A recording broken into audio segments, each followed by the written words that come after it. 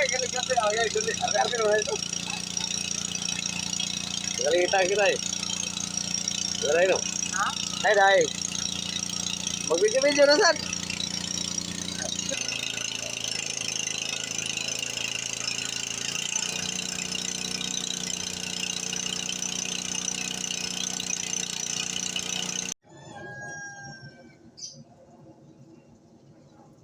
Sel, tingin ka sa akin.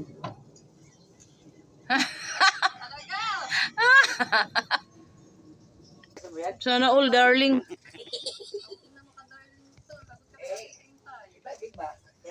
Kanina yung container, Ter.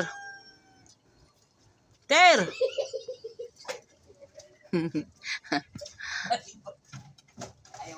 Ter, sino nagpaigib sa'yo, Ter?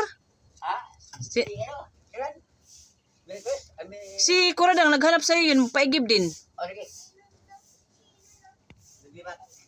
We'll be back. Yan sila, guys. Hala, baka mahina na yan. Yan yung banggitang mang-iigib dito sa amin. Hello guys, good morning. This is Florenda's Vlog and welcome to my channel. For today's video guys, ay may isi-share ako sa inyo. Ang isi-share ko sa inyo guys ay tungkol ito sa kung magkano ang kinita ko sa tubig. Yung tubig sila guys na nagpapadeliver kasi ako ng tubig. Tapos may nag-iigib sa akin. Ang binta ko sa per container na malalaki 8, yung sa mineral ay 7. So ngayon guys, namomonitor ko na siya kasi nandito nga yung tindahan na lipat na sa harapan. Hindi kagaya nung dati na lagi akong lugi kasi hinahayaan ko lang sila dyan mag-igibo lang nakakapagbantay kasi yung tindahan ay nasa loob pa ng bahay. So ngayon hindi ko alam guys kung ilang days to, pero hindi naman siguro umabot ng 1 buwan. So i-share ko sa inyo kaya ako bibilangin to ngayon kasi para ma-monitor ko kung sa 1 buwan kung magkano ang kumbaga tutubuin ko sa tubig ba. So ito na guys. Bibilangin ko na.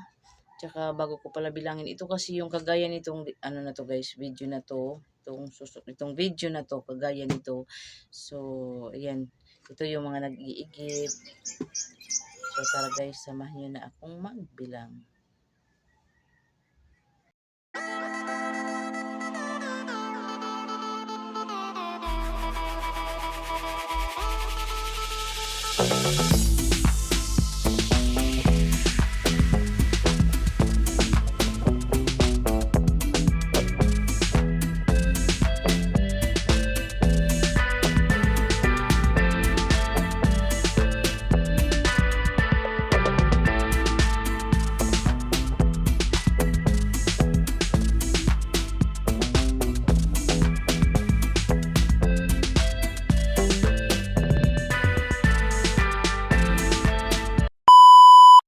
So, ayun na guys, welcome back to my channel. Ito na siya, tapos na siya.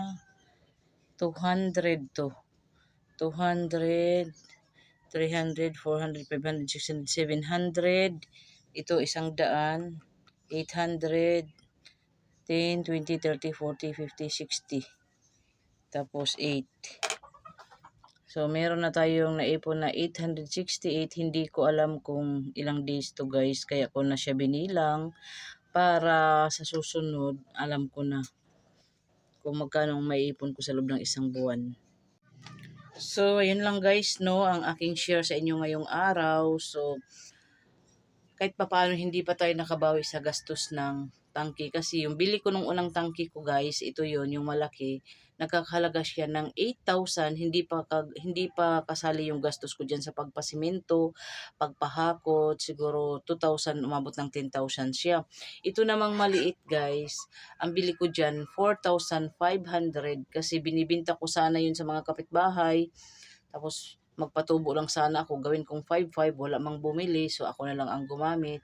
Yun na nga ang gastos ko diyan sa ang bili ko sa tangki 4,500, yung gastos ko pa diyan sa pagpasimento baka hindi ko kasi sure guys, hindi ko na nabilang, baka nasa 1,000 din mahigit. Ngayon hindi pa ako nakabawi kasi nung buwan ng May bago umuwi si partner, nabuksan ko rin yung alakansya ko sa mga tubo-tubo ko sa tubig, umabot naman ng 4,000 yun. Tapos ngayon lang uli, 868. So, mag-iipon pa tayo guys hanggang sa mabawi natin yung gastos sa tangke. So, yun lang po guys, no? Dito na pala nagtatapos ang aking vlog ngayong araw, December 5. Time check tayo ngayon. Ang ating oras ngayon ay 7:11. Tapos yung cellphone ko pulang-pula na dahil lobat na po. So, ayun lang guys. Thank you for watching. At maraming salamat Team Survivors. Sa lahat ng Team Survivors at saka sa members ng aking channel. Maraming salamat sa inyong lahat. Bye-bye.